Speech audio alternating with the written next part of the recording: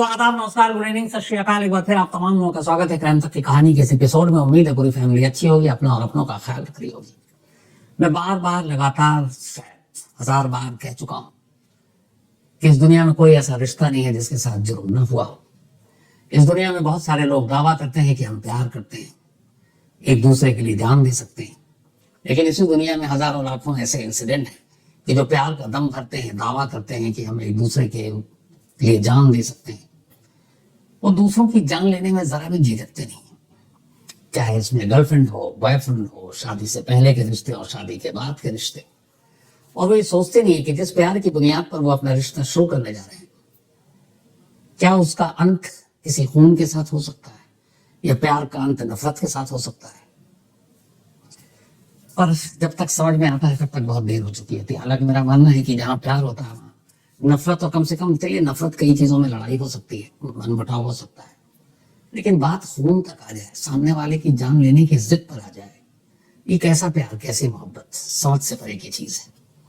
आज की कहानी एक लड़का और एक लड़के की एक ऐसी कहानी है जिस पर कोई भी फिल्म बनाया जा सकता है। इसलिए फिल्म बनाई जा सकती है क्योंकि इसमें एक बॉलीवुड की फिल्मों के तमाम मसाले हैं।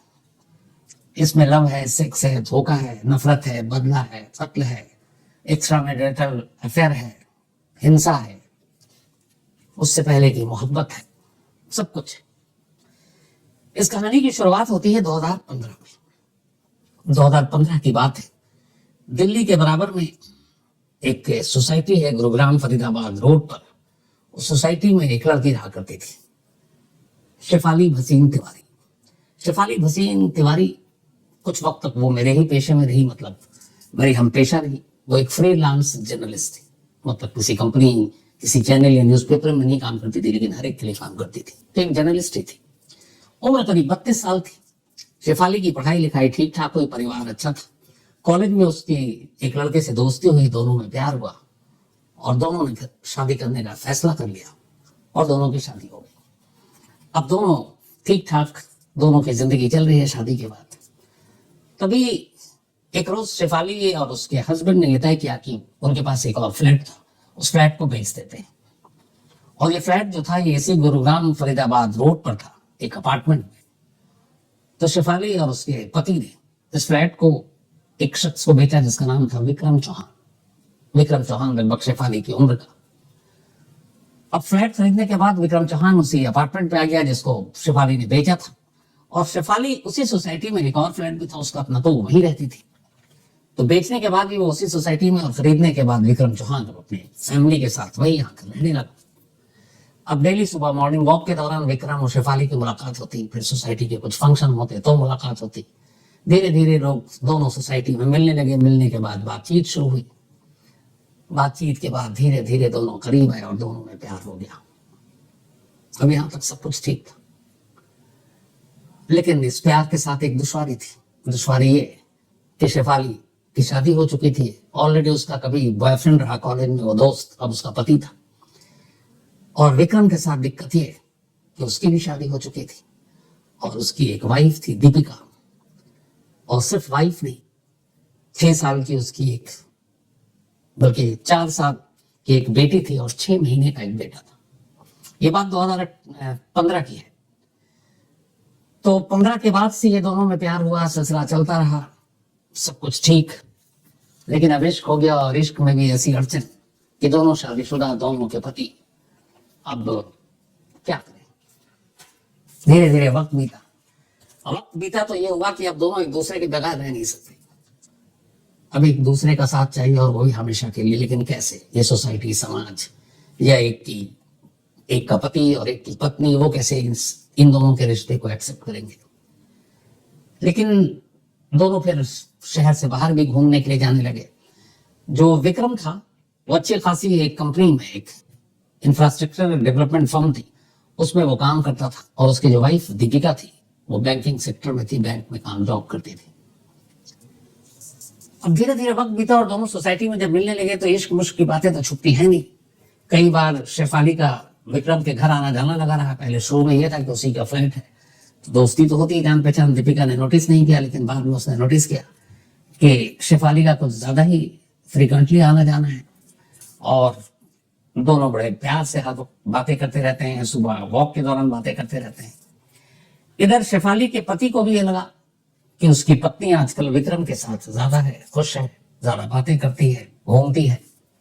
लेकिन फिर भी दोनों घर बचाने के लिए एक तरफ एक पति और दूसरी तरफ एक पत्नी खामोश रही। लेकिन ये खामोशी कुछ वक्त की थी। आखिरकार दीपिका के अब सब्र का बांध टूटने लगा। उसे लगा कि विक्रम अब उसकी तरफ और उसके बच्चों की तरफ ध्यान नहीं दे रहा और उसका सारा ध्यान शेफाली की तरफ है। उधर शेफाली को अब ये जलन होने लगी कि उसका प्यार यानी विक्रम उसके साथ कम वक्त बिताता है और अपनी बीवी और बच्चों के साथ ज्यादा। तो दोनों तरफ से उथल पुथल चल रही थी जिंदगी में। एक रोज अचानक शेफाली विक्रम से कहती है कि हम लोग कब तक यूं ही रहेंगे। जब प्यार किया तो एक काम करते हैं, दोनों शादी कर लेते हैं। पहले तो विक्रम चौंका, लेकिन फिर उसे लगा कि बात तो सही है, प्यार करते हैं। और विक्रम सच में शेफाली से प्यार करता था, तो वो भी वही चाहता था जो शेफाली के मुंह से बात निकली।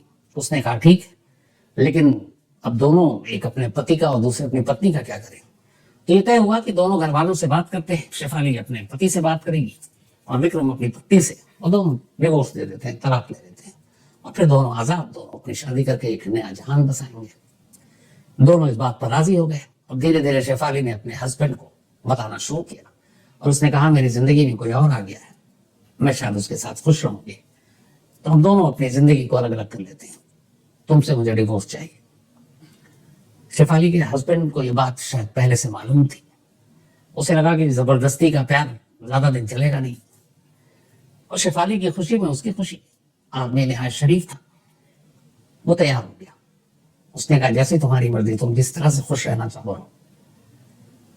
कॉलेज के जमाने की दोस्ती और इश्क था, पल में टूट गया। शेफाली ने उससे कहा ठीक है, हम लोग डिवोर्स की तैयारी करते हैं।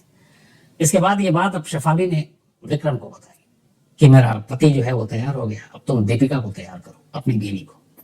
मौका देखकर एक रोज विक्रम ने दीपिका से कहा कि अब मैं शेफाली के साथ अपनी जिंदगी बिताना चाहता हूं, तुम्हें तो पता है इश्क है, तो तुमको डिवोर्स देना चाहता हूं। दीपिका ने सुना तो उसे लगा कि चलो जब तक इश्क था शायद वापस रास्ते पर आ जाए, लेकिन आज तो इसने इंतहा कर दी। उसने कहा कि हमारे 2 बच्चे हैं, एक बच्चा तो अभी 6 साल का बेटा है, 4 साल की बिटिया है, क्या होगा उन दोनों का जब हम दोनों अलग हो जाएंगे। उसे बहुत समझाने की कोशिश की, विक्रम नहीं माना, टलता रहे, मानता नहीं, बात टलती रही। बीच में फिर विक्रम के पेरेंट्स को दीपिका ने ये बात बताई, कहा आप अपने बेटे को समझाएं। उनके पेरेंट्स आए, उन्होंने समझाया, फिर भी बात नहीं बनी। दीपिका ने अपने पेरेंट्स को बताया, उन्होंने विक्रम को समझाया, कोई बात नहीं बनी। जब बात नहीं बनी तो दीपिका लास्ट तक ये अड़ी रही कि ठीक है, चाहे कुछ हो जाए, मैं तुम्हें डिवोर्स नहीं दूंगी। और जब तक तलाक नहीं होगा तब तक वो शेफाली से शादी नहीं कर सकता। अब ये बड़ा मसला आ गया, क्या करें। वो मनाता रहा, वो मानी नहीं, बीच में झगड़ा हुआ, कई बार उसने मारा पीटा भी दीपिका को। तो इसी दौरान में कुछ वक्त बीता और शेफाली अब लगातार दबाव डाल दी और कह रही है कि तुम कुछ करो। अच्छा, ये लोग अक्सर घूमने भी जाते थे। विक्रम कहता था कि मैं कुछ कोशिश कर रहा हूं, जल्दी हमारी शादी हो जाएगी, लेकिन शेफाली के सब्र का बांध टूट रहा था। फिर तभी एक रोज शेफाली ने विक्रम से कहा कि मैं प्रेग्नेंट हूं और करीब 6 महीने का गर्भ है, तो 6 मंथ हो गए हैं प्रेगनेंसी के। अब उससे पहले कि बच्चा हो तुम्हें शादी करनी है, और अब फाइनल तुम दीपिका को जैसे भी हो तलाक दो। अब ये सुनने के बाद विक्रम ने फिर दीपिका से बात की, लेकिन दीपिका तैयार नहीं। जब तैयार नहीं हुई तो ये दोनों घूमने के लिए एक बार बाहर गए, शेफाली और विक्रम। ये गए लद्दाख, और लद्दाख में दोनों साथ हैं और वहां प्लानिंग कर रहे हैं कि अब मैं प्रेग्नेंट हूं, डिलीवरी भी होगी कुछ महीने बाद, तुम्हारी वाइफ दीपिका तैयार नहीं हो रही है, तो हम क्या करेंगे, कैसे शादी करेंगे। उसके जिंदा रहते शादी कर नहीं सकते और जिंदा रहते वो तलाक दे नहीं रही है। तो फिर दोनों ने तय किया कि एक ही सूरत है, दीपिका को रास्ते से हटा देते। और जितना विक्रम चाहता था अपनी वाइफ को रास्ते से हटाना, उतना ही शेफाली चाहती थी। उसने कहा और कोई रास्ता नहीं है। दोनों लद्दाख में बैठकर प्लानिंग कर रहे हैं एक मर्डर की। तो हुआ कि ठीक है तय, लेकिन कैसे कत्ल करोगे, क्योंकि लद्दाख में घूम रहे थे, ऊंची ऊंची पहाड़ियां थी। तो एक रोज उन्हीं पहाड़ियों को घूमते घूमते शेफाली ने एक आइडिया दिया। शेफाली ने विक्रम से कहा कि तुम उसे कहीं अपने साथ घुमाने ले जाओ, ये कहते हुए कि चलो कुछ वक्त बाहर गुजारते हैं, कुछ बातें करते हैं, शायद कोई रास्ता, कोई मसला का हल निकल आए। और किसी ऐसी जगह देगा जैसे लद्दाख जैसी जगह जहां पहाड़ियां, और किसी पहाड़ पर ले जाकर उसे धक्का दे दो खाई में, किसी को पता भी नहीं चलेगा, और ये भी लगेगा कि एक हादसा है, एक्सीडेंट एंड डेथ। विक्रम तैयार हो गया। ये बात है अप्रैल 2018 की, जब ये दोनों लद्दाख गए थे घूमने के लिए, शेफाली और विक्रम। अब वो अप्रैल में वापस लौटते हैं। लौटने के बाद अब ये होता है कि कहीं चलें, लेकिन दीपिका गुस्से में, वो कहीं बाहर जाने के लिए तैयार नहीं। बड़ी मुश्किल से मनाते मनाते आखिरकार अक्टूबर का महीना आ गया। अब दीपिका को मनाने के लिए अपने कैरेक्टर में भी थोड़ा सा बदलाव लाता है विक्रम, तो उसके साथ थोड़ा अच्छा बर्ताव करने लगता है। ऐसा लगता है जैसे वो बदल रहा है। धीरे धीरे दीपिका को भी लगता है कि शायद अब ये बदल रहा है, और वो भी चाहती थी कि उसका संसार सुखी रहे, उसका पति उसके साथ रहे, दोनों बच्चे को माँ बाप का प्यार मिले। लेकिन उसे पता नहीं था कि विक्रम के मन में क्या चल रहा है। 24 अक्टूबर 2018 आखिरकार दीपिका तैयार हो गई उसके साथ बाहर जाने के लिए। अब ये दोनों बड़ा प्लान करते कहाँ जाए, तो ये हुआ लास्ट में कि नैनीताल चलते हैं। अब नैनीताल में झील भी है और पहाड़ भी है। 24 अक्टूबर को विक्रम दीपिका को लेकर नैनीताल पहुंचता है। वहां जाने के बाद ये उधर उधर घूमता है। फिर वो दीपिका से कहीं पहाड़ पे, पहाड़ी से गिराने के लिए पहाड़ पर चढ़ना भी जरूरी है। दीपिका वहां नैनीताल की झीलों में बाकी जगहों पे तो घूम रही है, लेकिन जब भी वो पहाड़ पे चलने की बात करता वो मना कर देती। उसने कई बार उसको एक तरह से इसमें अपनी साजिश में फंसाने की कोशिश की कि चलो आज पहाड़ से हम वादियां देखेंगे, घाटियां देखेंगे, लेकिन दीपिका ने मना कर दिया। आखिरकार ये प्लान फ्लॉप हो गया। जब भी वो पहाड़ पे चलने की बात करता दीपिका मना कर देती, वापस होटल में आ जाती, और विक्रम को मौका ही नहीं मिला दीपिका को पहाड़ पर ले जाकर धक्का देने का। अब दोनों वापस दिल्ली लौट आते हैं 26 अक्टूबर को 2018। अगले दिन करवा चौथ 27 अक्टूबर 2018। लौटने के बाद अब दीपिका के पेरेंट्स घर आए थे, क्योंकि उन्हें पता था दोनों के बीच में रिश्ता ठीक नहीं चल रहा है, तो कुछ समझाते हैं। दोनों घर आए, फिर बातचीत हुई। बातचीत के बाद दोनों लौट गए। 27 अक्टूबर की रात ये दोनों जिस गुरुग्राम फरीदाबाद रोड के जिस हाउसिंग सोसाइटी में रहा करते थे, उस पे इनका फ्लैट 8वीं मंजिल पर था, 8th फ्लोर। जब ये नैनीताल से वापस लौटे बिना दीपिका को मारे विक्रम, तब भी लगातार शेफाली विक्रम को टेक्स्ट और मेल करती थी और पूछती थी क्या हुआ तुम पहाड़ी पर गए, धक्का दिए। जब वो अब ये हुआ कि वो पहाड़ पे जा नहीं रहे और ये लौट रहे दिल्ली की तरफ, तो उसने कल लास्ट मैसेज भेजा था शेफाली ने विक्रम को, और उसमें लिखा उसने कि यू आर ए लूजर, और भी बहुत सारी बातें, तुमसे एक काम नहीं हुआ छोटा सा, किसी की जान लेना एक छोटा सा काम। तो खैर शेफाली भी अब गुस्से में इधर ये लौट आए, काम अधूरा रह गया। 27 अक्टूबर 2018 करवा चौथ का दिन दीपिका ने अपने पति की लंबी उम्र के लिए व्रत रखा। रात हो गई। जब रात हुई तो फिर इधर लगातार मैसेज। उस दिन शेफाली गुस्से में कि तुम अपनी बीवी के साथ करवा चौथ मना रहे हो, मैं यहां हूं, तुम्हारी सुहागन हूं, प्रेग्नेंट हूं, तुम्हारे बच्चे की मां बनने वाली हूं, पति से डिवोर्स की बात कर चुकी हूं, और तुम हो कि कुछ कर ही नहीं रहे हो। वो लगातार उसको उकसाती भड़काती। फिर इत्तेफाक से करवा चौथ के दिन ये बात ज्यादा हो गई। विक्रम को आया बहुत गुस्सा।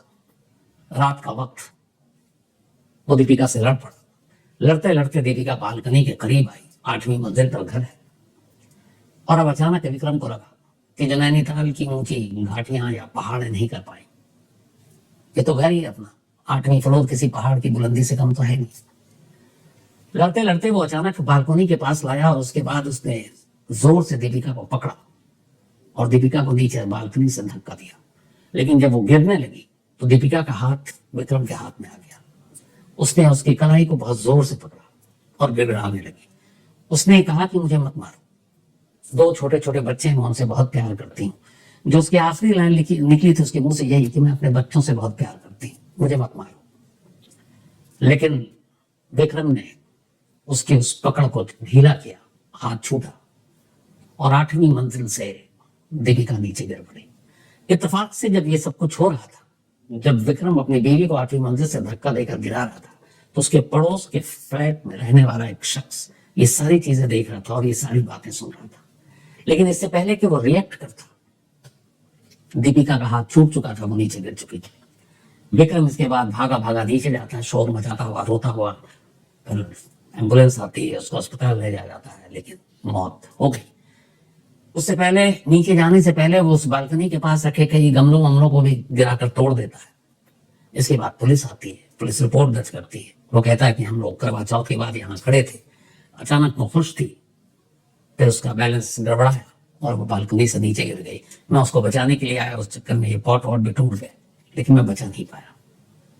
पुलिस ने भी एक एक्सीडेंटल डेथ का मामला दर्ज कर लिया। लेकिन अगले दिन फिर फादर आते हैं दीपिका के, और वो पुलिस को बताते हैं कि मियाँ बीवी के बीच में पिछले कई वक्त से रिश्ते खराब थे और उसकी वजह एक लड़की शेफाली है। और पुलिस को डाउट होता है। पुलिस विक्रम के सारे मेल, फोन, मैसेजेस सब चेक करती है। जब चेक करती है तो उसी दौरान शेफाली के भी वो सारे मैसेज मिलते हैं, जिसमें वो सारी प्लानिंग थी कि कैसे ले आकर नैनीताल से धक्का देना है, तुम लूजर हो, और फिर उस करवा चौथ के दिन कि आज ही मार डालो। उसका लास्ट मैसेज ये था कि उसे आज ही खत्म करना है, तुम्हें आज ही मार डालो उसे। जब ये सारी चीजें आई, 27 अक्टूबर की बात थी, 2 दिन के अंदर 29 अक्टूबर पुलिस ने विक्रम को अरेस्ट कर लिया।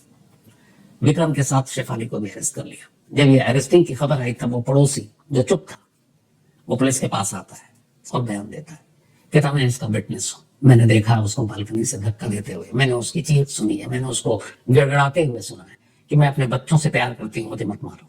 लेकिन इस शख्स ने उसका हाथ छोड़ दिया। एक चश्मदीद भी मिल गया। पुलिस ने सारा मुकदमा दर्ज किया और इन दोनों को अरेस्ट कर लिया। तफ्तीश के दौरान फिर ये भी पता चला कि विक्रम का एक भाई है, वो भी इस कत्ल की साजिश के बारे में जानता था, लेकिन विक्रम की गिरफ्तारी के साथ ही वो भाग गया। अब इन दोनों को गिरफ्तार करके जेल भेजा गया, उसके न्यायिक हिरासत में गए। लेकिन कुछ ही वक्त के बाद अदालत ने शेफाली को बेल दे दिया, जमानत पर बाहर। और वजह क्या थी कि वो प्रेग्नेंट है। तो एक गर्भवती महिला, उसके साथ थोड़ी सी इंसानियत और नरमी बरतने की जरूरत है, इसीलिए उसको जमानत पर बाहर कर दिया गया।